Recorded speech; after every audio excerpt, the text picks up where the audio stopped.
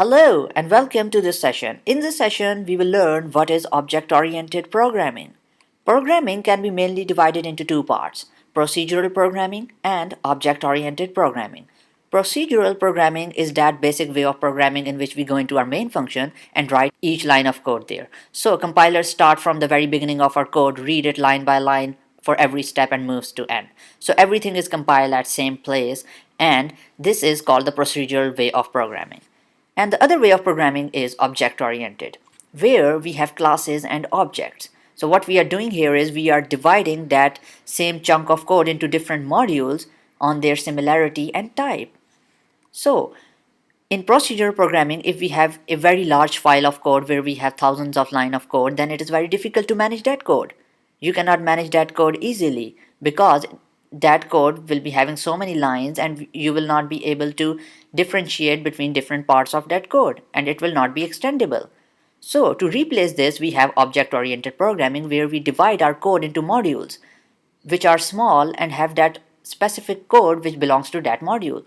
So what we are doing here is we are just putting things in different modules that are easy to manage. So now this is extendable code and we can easily manage it. So there are benefits of object-oriented programming that we can reuse our code using objects.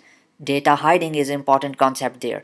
Modular structure, which we have just discussed, that we are dividing that large file into modules. And code is extendable. When we know about what we have in a particular module, we can easily extend it. So these are benefits of object-oriented programming, and this will make more sense when we move further into this course. So let's move to our next session. Thank you. Welcome! In this session, we will learn about class and object in object-oriented programming. And this concept is very important in object-oriented programming. So let's start and we will understand it with the help of an example. Suppose a construction company needs to build a building. So what they need to do first? They cannot go directly at some place and start making that building by joining bricks. So that is not the case. They cannot do that. So what they need to have first? They need to hire an engineer that will make a blueprint of that building. So first of all, they need to have the structure of that building built on paper or something before they can go ahead and make that original building out there. So that blueprint which an engineer will make for that building is called a class in object-oriented programming. So that blueprint has no real value. It's not something real out there. It's just a structure of that real thing on paper that we call a blueprint. And now by using this blueprint, we can go ahead and make an original building out there. Because in blueprint, structure will be defined and everything. So now we can have some people there that can build that building. And that original building is called an object in object-oriented programming. And now by using this blueprint, we can have another building out there as well. So now there are two buildings of same blueprint and we can have a third one as well. And we can have any number of buildings out there by using this blueprint. So this concept is called class and object. Class is basically something you can refer to as a blueprint that defines the structure that how that real thing is going to be. So we need to have class there. And by using that class, we can make as many real objects in object-oriented programming. So object you can think of as something real that has a real value. Class is not real. Class is something on paper and object is something real. So this concept is called class and object. So by using this class building, we can have building A, B and C out there. And these building A, B and C will be real, but they will be derived from which class? Building. That will define its structure there. Similarly, a car manufacturing company needs to have a model of car before they can start manufacturing that car. So any company needs to have that engineering model there. So they will hire a person that will make that car model there, and after this we have that model of car there, we can have any number of cars from that model. We can make those cars in factory by using that model, but we need to have that model there. So this model is called class, and the real cars which we will make out of it are called objects. So everything in real life is a class. For example, if you have a house is a class. And if you have a car is a class. Your laptop is a class. Your computer is a class. And anything you can think of in real world is a class. Before we can have objects of that, we need to have something defined for that class. So what class is composed of? It is composed of two things, properties and functions. So what are these? If we have a car class, what will be the properties of car?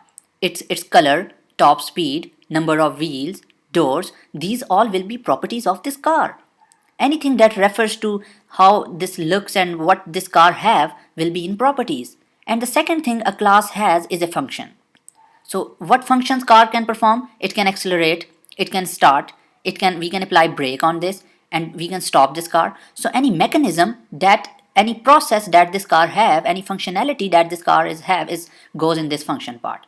So class has two things, only two things, properties and functions. You can refer to anything. If you have a building, then it will be have properties like color, how many rooms, how many floors, and functions will be like you can open the door, you can close the door, and things like that in that building. So everything, every class has properties and functions. Here we have looked at an example of a car, but when we go to an example of book, we can open book, that will be function. The color of book will be its property.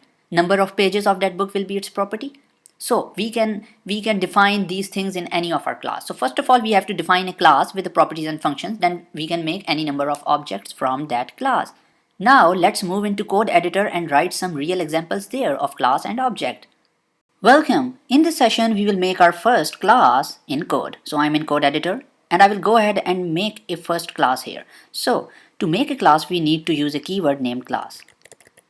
So here we have this class keyword will be followed by the name of the class. That whatever class we are making, we will define the name here. So for example, we are making a person class. Person class can be very important because most of the systems, that real world system, like if you have a book management system, library management system, or different systems there, person is always required. So if you have a customer is a person, and there are a lot of things that we can do with person class. So let's understand classes with the help of a person example. Okay, we have this person class. Now one more thing to note here is the class name is always a capital letter. So I'm using P is a capital letter. After the name of the class, we will add this colon sign, and then we will move into this class. So now everything written with this indentation in class will be inside of this class. So what class can basically have? So all these properties, name, age, gender, and height goes in variable and properties section of our class, as you can see in the figure on right. So these are properties, we can put them in properties section, and we can also add more properties as per our requirement. For now, we have added only these 4 properties. Now we can also add some functions in this class. So what is function? Function is something that this person can perform.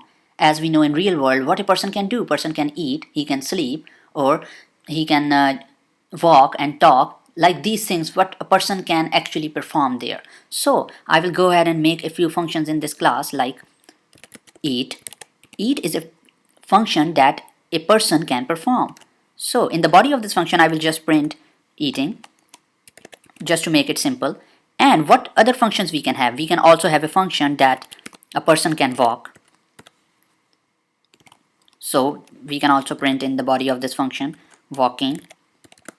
So a person can walk, he can eat, and now whatever we put in this class, our person class will only have those things in there, not anything else. So if we have added this eat and walk function, then the only thing this class will have will eat and walk. So we have to implement all of those things that we want in this class. So what useful functions I can make in this class? Like I can make a function that is get name. So what this function get name will do will return me the name of this person. As on a person class, I may want to get the name of this person class because I can have a lot of objects of this class, like 100 persons there.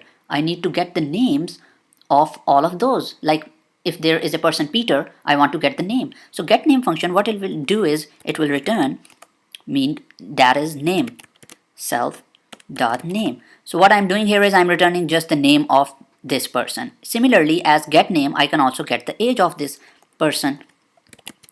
So get age. Get age will return us age.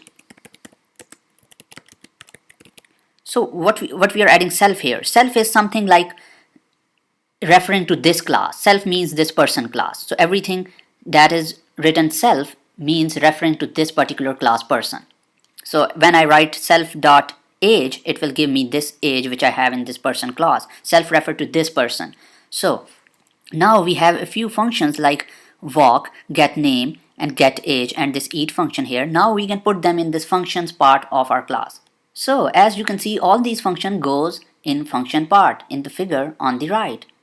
So eat, walk, get name, and get age are in this section of functions. Now we have a class which have few properties and a few functions. Now in the next session, we will learn about constructor. So that's all from this session. Welcome! In this session, we will learn about constructor. As we have this person class and it has few properties and functions, we have 4 functions in this class: eat, walk, get name, and get age. Constructor is also a function. But what is unique about constructor is that it is automatically called when we make an object of this class. So any other function beside constructor is never automatically called. The only function that is automatically called on the object of any class is the constructor. So when we will move into our next session and we will make object of this person class, the only function that will be called automatically will be the constructor of this class. So why to make constructor? Why to automatically? There is a function that is called automatically. So in that function, we can have initial values to our properties. For example, this name, age, gender, and height, as they are empty for now and height is 0, but we need to set some default values there. So what we can do here is that while making an object, we can just assign them to default values, or we can also get that values from user. So I will go ahead and make a constructor in this class. To make a constructor, we use 2 underscores and then init, and then after that 2 underscores as well.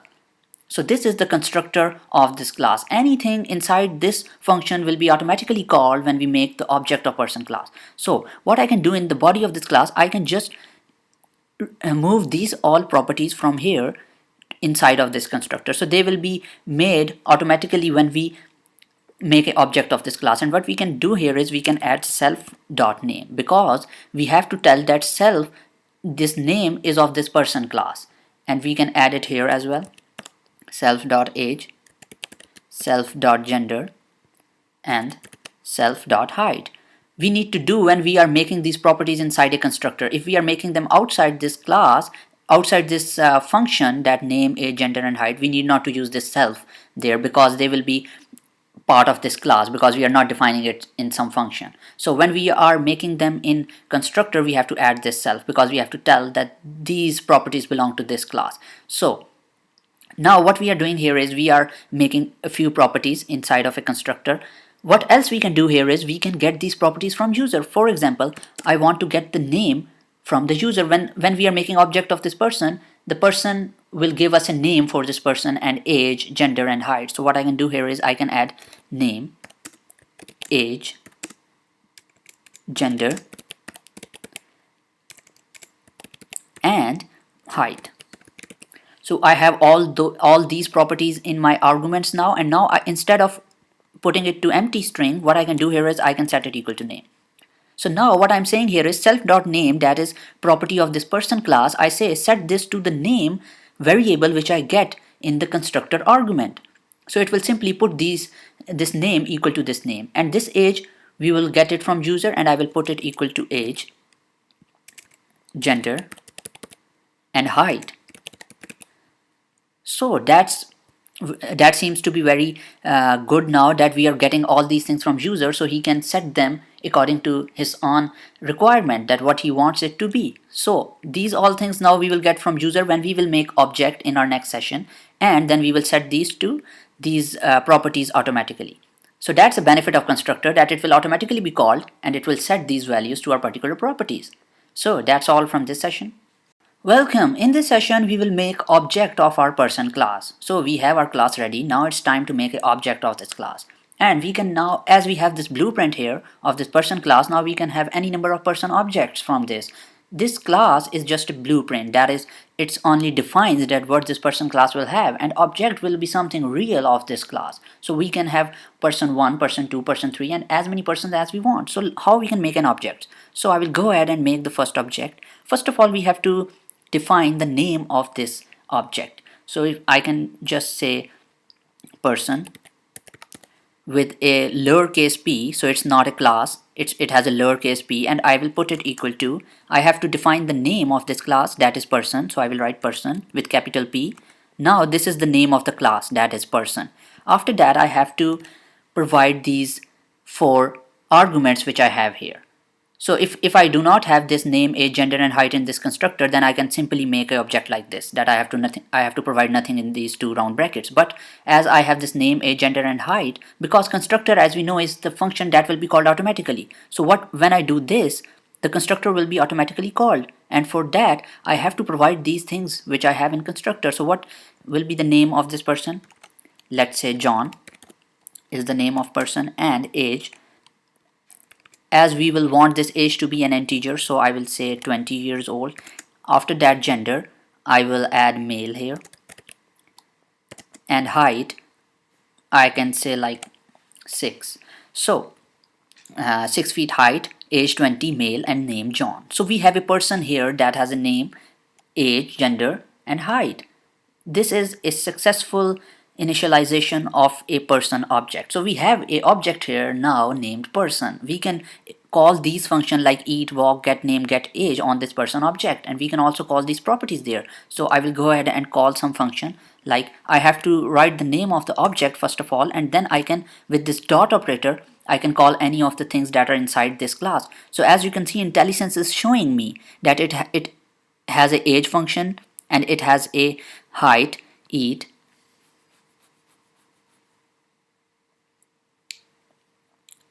start. As you can see, IntelliSense is showing me that what this class has. It has age, name, height, and this method named eat, and gender, get age, get name, walk. So as you can see, we are simply getting that what this class is having after writing this dot operator. So I can select anything from here. I can say like get age or walk or eat. I will call this eat function on this class. So when I call this eat function, it should print that it's eating. So I will go ahead and run this. And as you can see in the output, it says eating. So our person is successfully made there, and object, we have a person object there, and when we call this eat function on this, it says eating. Now when I can call the walk function on this person object, let's say person.walk, it will call this walk function that is inside our class, and it should print there walking. So as you can see now, it prints eating and it also prints walking. So we are calling these functions. We can call any of the functions of this class now as we have the object, and every object is unique. So for example, if we have another object of this person class, that will have its unique values. So I will go ahead and print the name of this function. To print the name, I will just simply print by writing the name of this person, and dot operator, I can also call these variables which I have in this class. So just adding person.name will give us the name of this person. Now I will go ahead and run this, and as you can see in the output, we have this John printed here. So the name of the person was John and it printed the name. Similarly, we can also print age and gender and height of this person object, because we have all those properties inside of that class. So what we are doing here is, let's make another person here. I will copy this thing here, and with the few other properties I will make that person. So this will be named person2, and what I can give name here is Peter. So Peter is the name, and age, let's say 15, male, and height, let's say 5. So we have a second person here. Now we can also get the name of this person and print it on the screen. Let's say person print person2. As you can see, IntelliSense is telling us that there are two objects, person and person2. So I will select person2 and dot name. Now we have two persons, that is person 1 and person 2. So person 1 will be having other values like John, and person 2 has a name Peter. So these are two independent objects. We can have any number of objects that we want. So we can have any number of persons here that we want there to be. So we have a person 2 here named Peter. Let's run this and we can see in the output. As you can see, it prints Peter here. So which specify that this object is different from the first object person which we have there. So it has its own values and its own place in memory. So we can also call this eat and walk function on this person too as well, and we can call any of the other functions which we have in this class. So one thing you have noticed, you might have thought that what I'm doing here is that person.name, I'm getting this property name of this class person by directly writing the object name and then the name of this property. And there is also a function get name that returns this name. So why we have a function here to get a name when we can directly call this name property on an object? So what is the need of making this function get name there? This is of core importance why we are doing this. So why we need this function? The reason is there might be some constraints we want to apply on this, that the number of characters in this name should not be greater than 20. Or we can have any other constraints there, that person name should start with something, or we can have different constraint on this. Like on age, we can have a constraint that it should not be greater than 100 or 200, because we can have different constraint on these values, and we will learn this in detail when we go to the section named encapsulation, and that is a very important concept. So we will get into details of this in our encapsulation part, where we will learn about these things. For now, just to show you that we can call any of these functions and any of these properties in this class by directly on the name of that object, we can do that. So I have showed you we have made a person object and a person2, and we have called these two functions and the property name. Similarly, as I have called name, we can call any other property like age, gender, and height on this object. So let's call the age property on this person2. So person2.age will give us 15, that is age of this person. So as you can see, it prints 15. Now I can to specify, I can add here like person Peter age is, and it will then print the Peter's age. After that, I can just simply print John age. So I will write John age is, and I can print John age person dot age. So now it will print in a more good format. There it says Peter age is 15 and John age is 20. As you can see, they have separate values and separate different, all of these things which we have in this class are separately available for both of our objects, and any number of objects we made, they have that separate thing for them. So now as we have this name person here and person2, we can have any name of our choice for an object as well. For example, if I want this object to be John instead of like writing person, so I can do that. I can say John.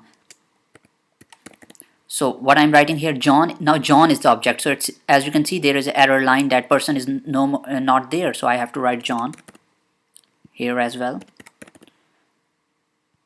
Here. So everywhere where we were using person, now I am using John. So now it will also work in the similar pattern it was working before. So we can have any name of our objects. So that's all from this session.